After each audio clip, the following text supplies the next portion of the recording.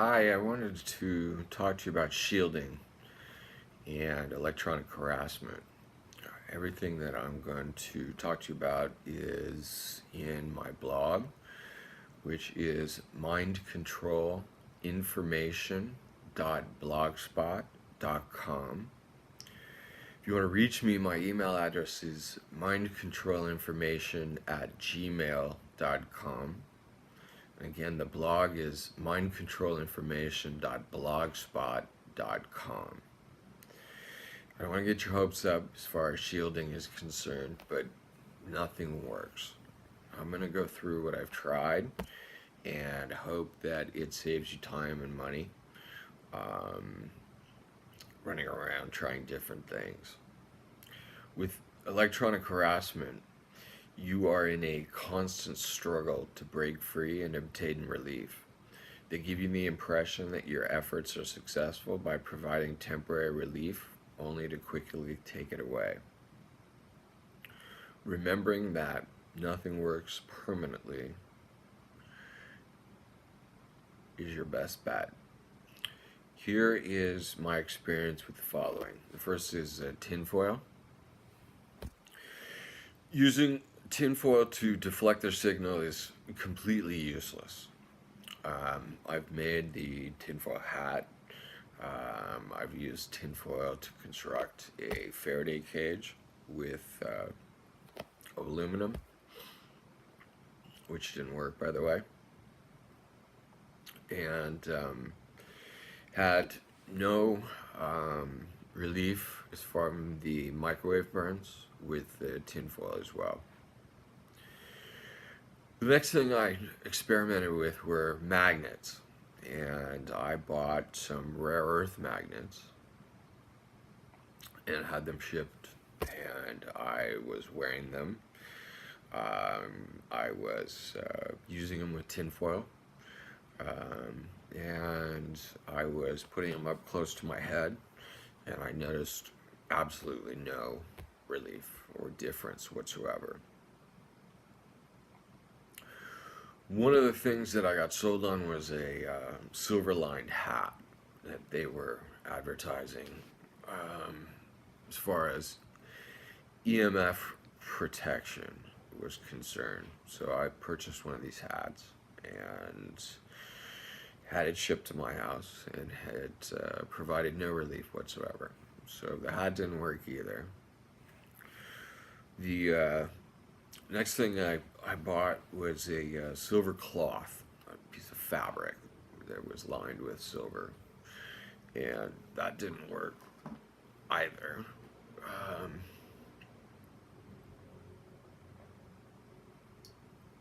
I put it underneath my mattress on my bed, and that didn't work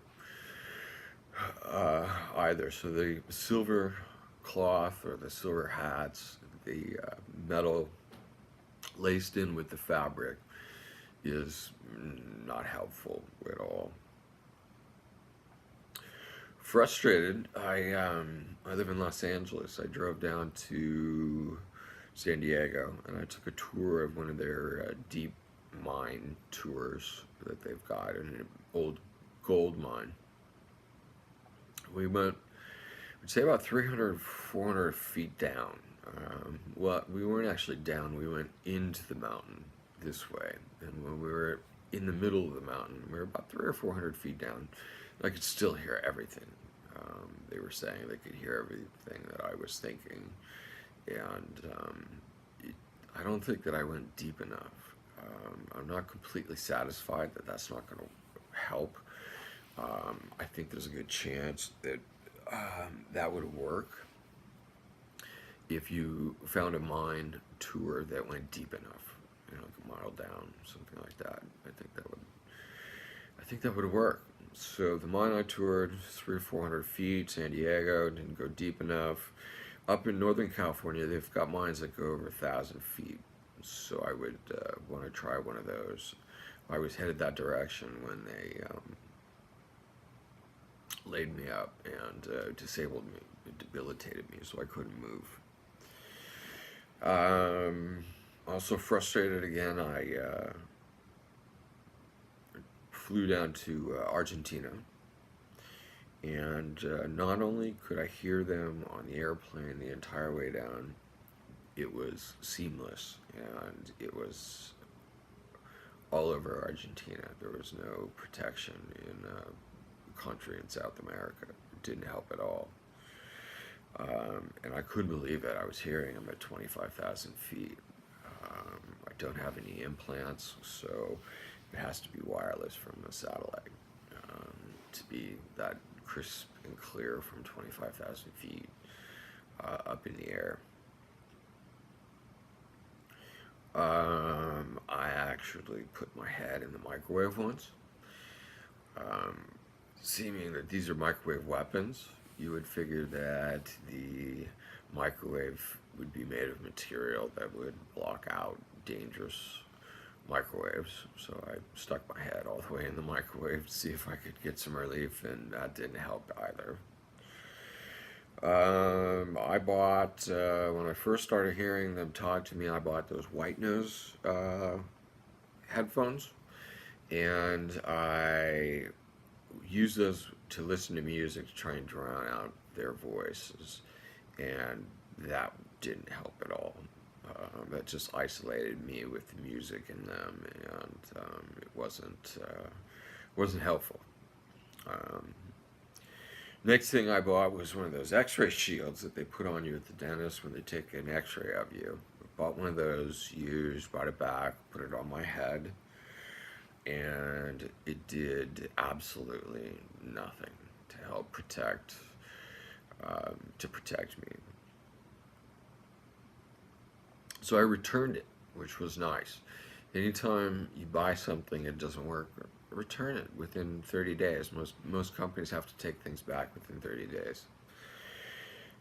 I tried going deep underwater, scuba diving, and getting away from them, and the signal goes through the water very easily, and it didn't provide any sort of relief, and I was stuck, not being able to get away from them. I changed beds, I've moved beds, and tried, in an effort to try and get more sleep, listening to advice of the people that are around me, who I'd been talking to, and that was a waste of money and no effect whatsoever. At one point I built a Faraday cage.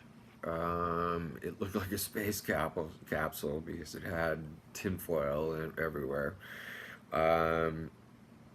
I would like to experiment more with the Faraday cages. I felt that it didn't work right away, but I felt there was more that I could do to pump more energy through, or combine it with Velostat, see if that would work to combine to block both weapons.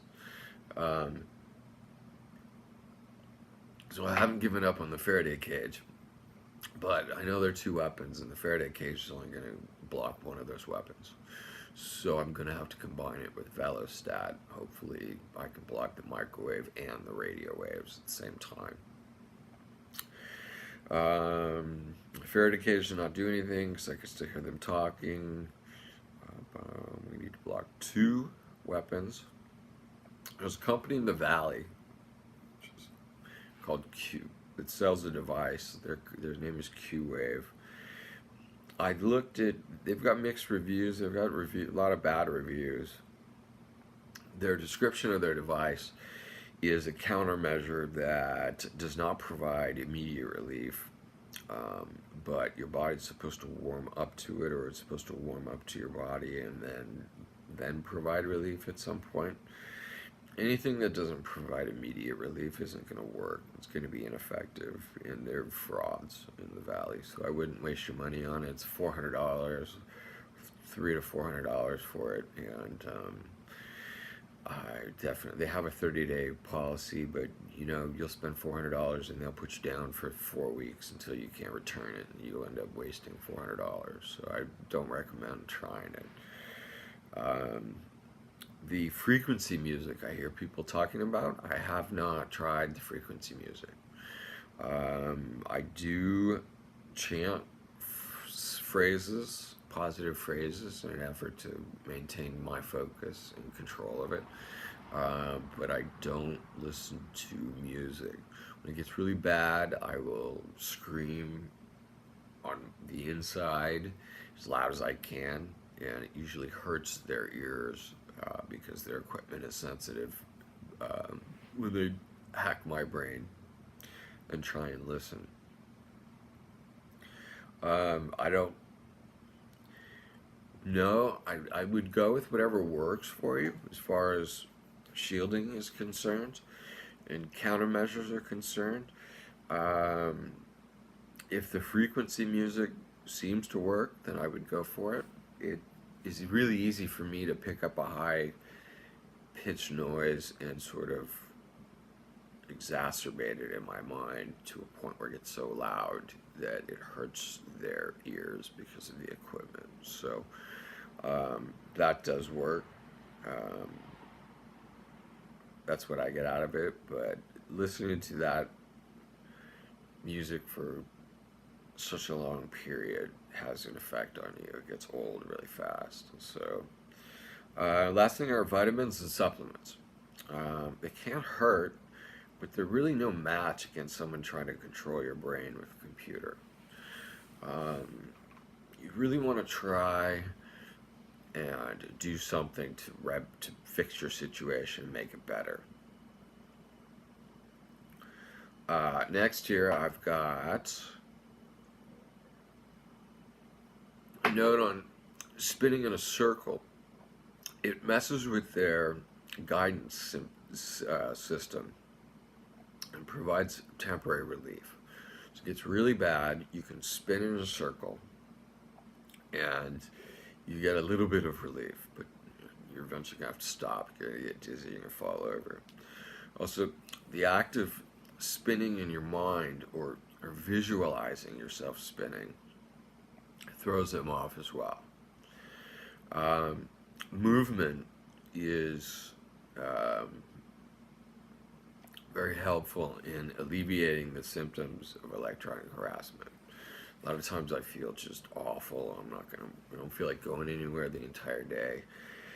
And I'll get up and I'll get out and I'll go for a walk. And immediately, 5 minutes into it, I feel tremendously better. And I don't understand why I feel so much better. But just getting yourself up and out a lot of times makes you feel a lot better. They give you the impression that the shielding that you're attempting to use actually works, which fosters a false confidence that sets you up for a future fall. Then their objective is a feeling of helplessness, and knowing that work allows you to concentrate on comfort instead of escape. Um, so the most success I've had in shielding is when I have been able to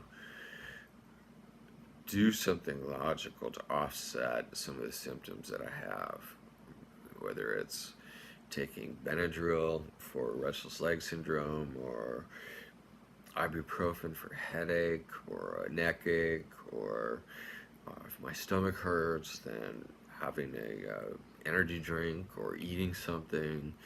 Um, that's your best shielding. Rather than trying to block the signal, your best shielding is correcting your situation, making yourself better.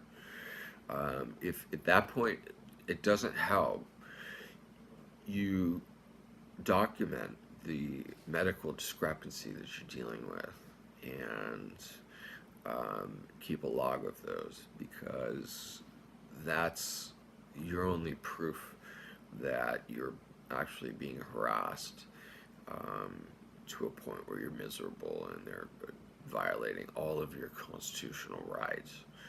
So I find the best shielding is respecting yourself and going out and, taking care of yourself, offsetting the situation, making it better.